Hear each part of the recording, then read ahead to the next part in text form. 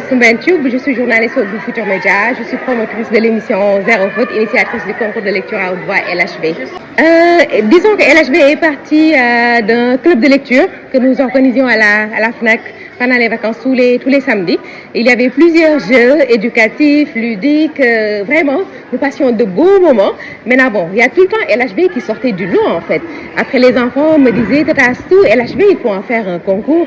Je dis, un concours de lecture au Sénégal, le livre au Sénégal, ça va être très, très compliqué. Mais bon, à force d'insister, elles ont fini par me convaincre. Donc, on a essayé une première édition réussie. Aujourd'hui, nous en sommes à la deuxième édition avec une la volonté de faire revenir le livre dans le quotidien des enfants, la volonté de faire revenir le livre dans l'univers des enfants, que l'envie de lire, l'envie de découvrir, l'envie d'aller à la recherche du savoir, de l'excellence soit davantage cultivée. Mais LHV, c'est aussi cultiver une certaine générosité entre les enfants parce qu'ils passent des moments, ils apprennent à se découvrir, à s'aimer, à se supporter et à tisser des liens de fraternité qui, j'espère, ils les garderont pour la vie. Tout à l'heure, lors de votre discours, vous êtes revenu sur la paresse maintenant des enfants à ne pas lire. Aujourd'hui, comment faire pour... Est-ce que ces genres d'émissions vont promouvoir la lecture aussi chez les tout-petits? Bien sûr, ce genre de concours peut susciter des vocations. Vous avez vu les enfants lire, vous avez vu des enfants qui étaient dans la salle, qui viennent, qui vous disent qu'ils ont envie de participer la prochaine fois. Déjà, ça veut dire que l'envie est là.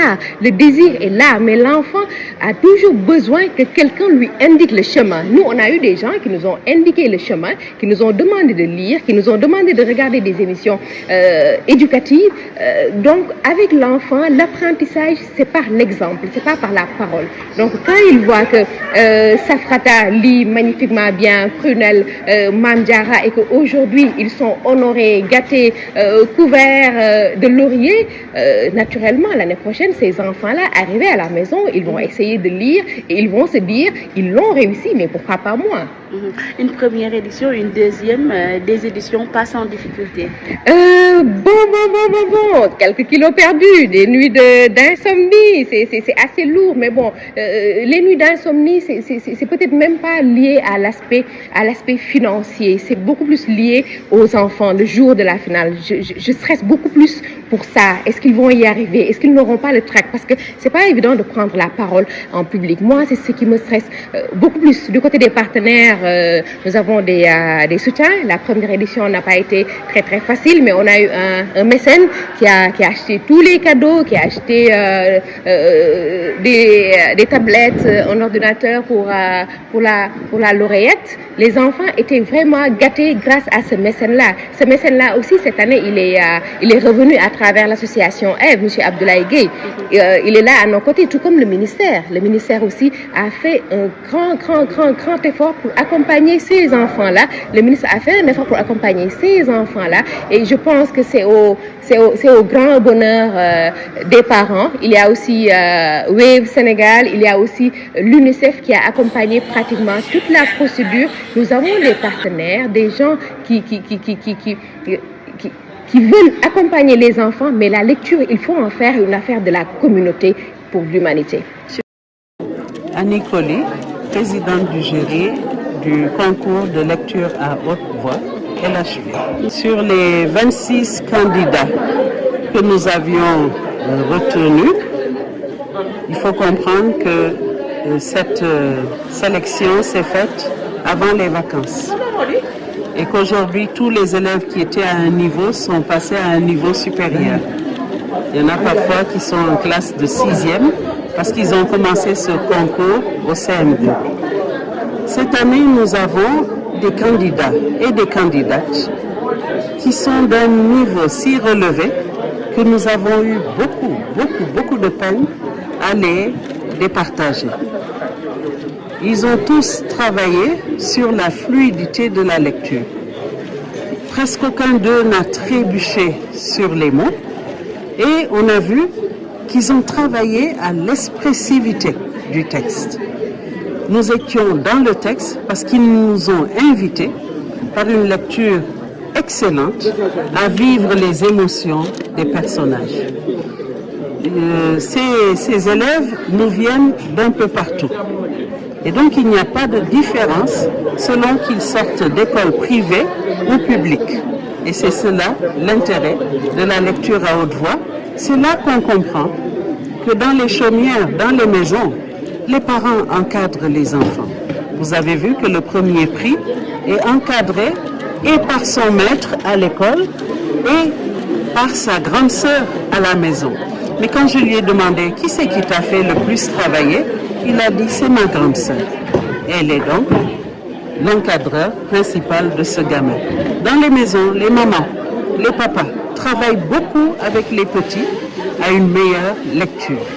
Et c'est eux qui achètent les livres, c'est eux qui font cadeau de Noël un livre, n'est-ce pas? Ils sont tous à féliciter.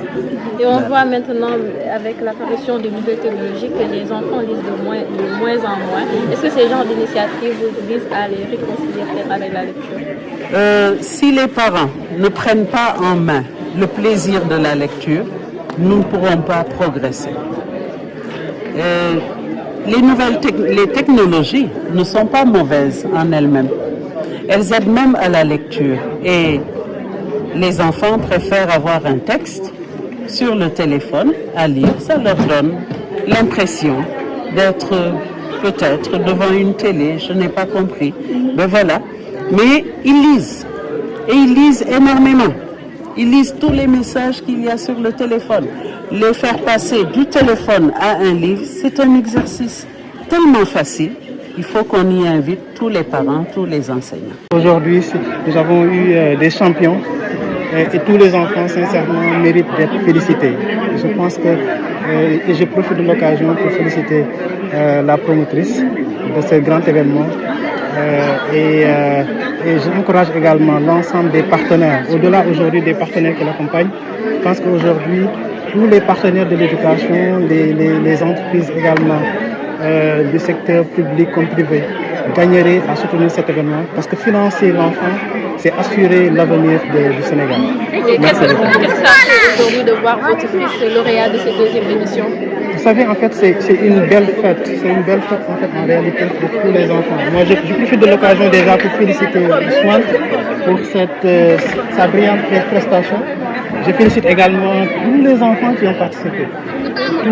Aujourd'hui, en réalité, c'est pas à travers Ousmane, c'est tous les enfants en réalité qui sont aujourd'hui des champions. Donc en Ousmane, moi je vois tous les enfants qui ont sincèrement brillé dans le cadre de leur prestation. Et également, c'est l'occasion de féliciter les encadreurs d'Ousmane, l'école flamboyante. Une très belle école à Dakar. Sincèrement, je félicite la direction générale de l'école. Je félicite également les enseignants qui ne ménagent aucun effort pour assurer une éducation de qualité à nos enfants. Au-delà de l'école, c'est toutes les écoles aujourd'hui qui ont permis de profiter de cette belle matinée qui mérite des félicitations et des encouragements. Merci. Bonjour, je m'appelle Ousmane Diouf. Premier du concours LHG et je représente l'école des flamboyants.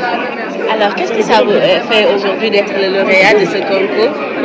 Je ressens beaucoup de joie et je suis content que ma motivation est payée. Tu peux revenir sur le texte que tu as lu? J'avais lu le texte La cuillère sale dans le livre Les nouveaux contes d'Amadou Koumba, écrit par Birago Diop. Et on peut te résumer le texte? On peut te résumer le texte?